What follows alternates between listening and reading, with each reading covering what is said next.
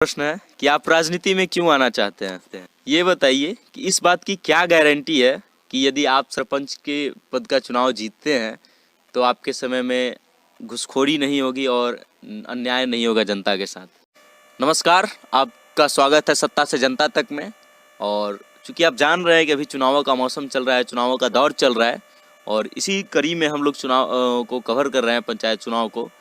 और इसी सिलसिले में आज जो है हम आए हुए हैं अमनौर प्रखंड के रायपुरा पंचायत में और मिल रहे हैं यहाँ के जो सरपंच प्रत्याशी हैं श्री राजू सिंह, उनसे मिल रहे हैं, उनसे वार्ता करेंगे। तो आइए उनसे वार्ता करते हैं। नमस्कार, स्वागत है आपका हमारे चैनल में। सत्ता से जनता तक के सभी कार्यकर्ता को पहले मेरे तरफ से प्रणाम है और आपके चैनल के माध्यम से मैं रायपुरा पंचायत के समस्त ग्रामीण जनता को, माता बहन को, किसान बंधु को, भाई बंधु को प्रणाम करता हूं। मेरा प्रणाम जनता स्वीकार करे। मैं चाहता हूं कि हम आपसे कुछ पूछे, उससे पहले आप हमारे दर्शकों को अपना संक्षिप्त परिचय दें। नौर भाग 18 ग्राम कचहरी रायपुरा से मैं सरपंच प्रत्याशी राजू सिंह। मैं पहला प्रश्न जो पूछ रहा हूं वो ये है कि मैं चाहता हूं कि आप हमारे माध्यम से ये बताएं या फिर हमें ये बताएं कि आप में वो कौन से खास गुण है जिसके कारण रायपुरा पंचायत की जनता को आपको सरपंच के रूप में चुनना चाहिए। देखिए, ये तो जनता को देखना है कि हम बहुत दिनों से जनता के बीच में हैं, जनता के सेवा करते हैं, जनता के साथ रहते हैं, सुख दुख में उसके साथ रहते हैं। जहाँ भी हमको जनता के द्वारा खोजा जाता है, जिस भी कार्य में, उस जगह पे हम मौजूद होते हैं और जनता के सुख दुख में भागीदार बनते हैं। इसलिए जनता हमें सेवक के रूप में स्वीकार करे। मैं चाहता हूं कि आप हमें ये बताएं कि पिछले 5 वर्ष का जो कार्यकाल रहा है पंचायत चुनाव का, जिसमें रायपुरा पंचायत का दुर्भाग्य रहा है कि उन्होंने रायपुरा पंचायत में 2 सरपंच देखे। एक तो सरपंच जो जीत करके आए थे चुनावों से और एक कार्यकारी सरपंच थे। तो ऐसे में आप इन दोनों सरपंचों के कार्यकालों को कैसे देखते हैं? देखिए, जहाँ तक जो हमारे जो जीत करके आए थे सरपंच जी, वो तो स्वर्गवास हो गए और जो स्वर्गवास हो गए उन पर किसी प्रकार का टीका टिप्पणी करना मैं उचित नहीं समझूंगा। और जो कार्यकारिणी सरपंच हैं उनके बारे में चाहे जितना भी कहा जाए कम ही होगा। ये बताइए कि इस बात की क्या गारंटी है कि यदि आप सरपंच के पद का चुनाव जीतते हैं तो आपके समय में घुसखोरी नहीं होगी और अन्याय नहीं होगा जनता के साथ। देखिए, हम बहुत दिनों से जनता के बीच में हैं, जनता हमें देख रही है। बचपन से लेकर और इस उम्र तक मैं जनता के बीच ही रहा हूँ। तो जनता मेरे हर चित्र और चरित्र को देख रही है कि मैं क्या हूँ, कैसा हूँ। अभी तक मैं उम्मीद नहीं करता हूँ कि मुझ पे ऐसा कोई दाग लगा है जिससे जनता मुझ पर विश्वास नहीं करेगी। ये बताइए कि आप ये कैसे सुनिश्चित करेंगे, यदि आप सरपंच बनते हैं तो ये कैसे सुनिश्चित करेंगे कि रायपुरा पंचायत ग्राम कचहरी में कोई भी मुद्दा जो आए उसके साथ न्याय हो, या फिर आप न्याय व्यवस्था को सुदृढ़ करने के लिए क्या करेंगे रायपुरा पंचायत के लिए? देखिए, हमारे रायपुरा पंचायत में जो भी समस्या है, जो भी विवाद है, हुआ है या भविष्य में होगा, तो मेरा प्रयास यही होगा कि जो ग्राम कचहरी के माध्यम से, जो ग्राम कचहरी के हद में आता है, उस दायरे में जो आने वाला विवाद है, मेरा पूर्ण प्रयास रहेगा कि उसको हम ग्राम कचहरी के माध्यम से, अपने पंचों के माध्यम से, जनता के सहयोग के माध्यम से उसको यही निपटारा करने का कार्य करेंगे। और न्याय व्यवस्था को सुदृढ़ करने के लिए आप कौन से कदम उठाएंगे? देखिए, न्याय व्यवस्था को सुदृढ़ करने के लिए मैं जनता को अन्याय के विरुद्ध जागरूक करूंगा कि जनता कहीं भी अन्याय हो रहा है उसकी आवाज़ को जल्द से जल्द हमारे कानों तक पहुंचाए और मैं उस आवाज़ को जनता की आवाज़ बना के और उस व्यवस्था को सुधारने का काम करूं। आपके हिसाब से न्याय की उचित परिभाषा क्या होनी चाहिए? देखिए, जहां सत्य और धर्म की रक्षा हो वहीं न्याय है। जहां सत्य और धर्म की अवहेलना हो रही हो वहीं अन्याय है। अभी जो है बिहार सरकार ने कुछ नए कानून लाए हैं जिसके अंतर्गत ये सुनने को मिल रहा है कि सरपंच का कार्यभार जो है वो बढ़ेगा और संभव है कि पंचायत चुनाव खत्म होते ही इस बात के लिए रोस्टर जारी कर दिया जाए और नए अधिकार जो हैं वो लागू कर दिए जाएं। तो ऐसे में यदि आप चुनाव जीत करके आते हैं तो कौन कौन से कार्य है जो निश्चित रूप से आप रायपुरा पंचायत के लिए करेंगे?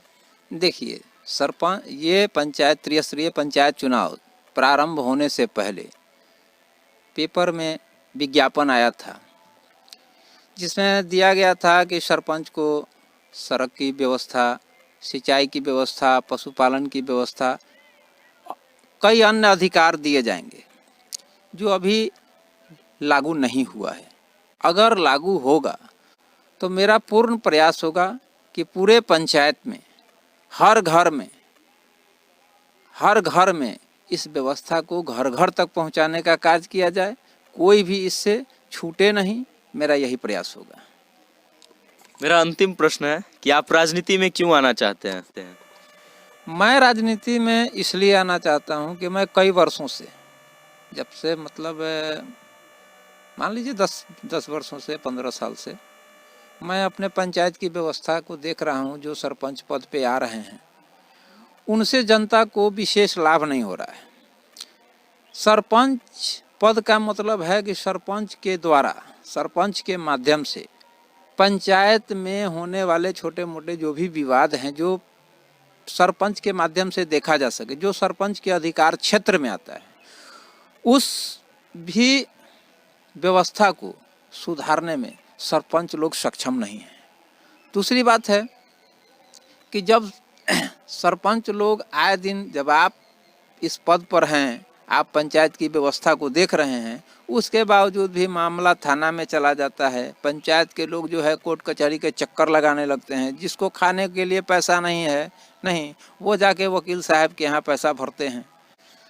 तो मैं जहाँ भी देखता हूँ पंचायत में अन्याय ही अन्याय की व्यवस्था जारी है।